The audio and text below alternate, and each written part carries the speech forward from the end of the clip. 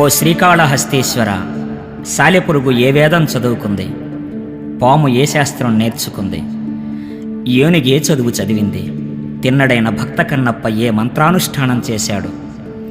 నీ యందు భక్తిని ఎదలో నిలుపుకుని సేవించే జ్ఞానమే నిజమైన చదువు. ఆకాశలింగమై ఆవహించరా,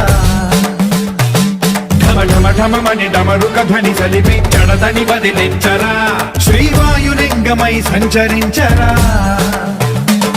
అణువణువున తన తనువున నిలిచి చలనమే కలిగించరా, భస్మం చేసే అసురునే అగ్నిలింగమై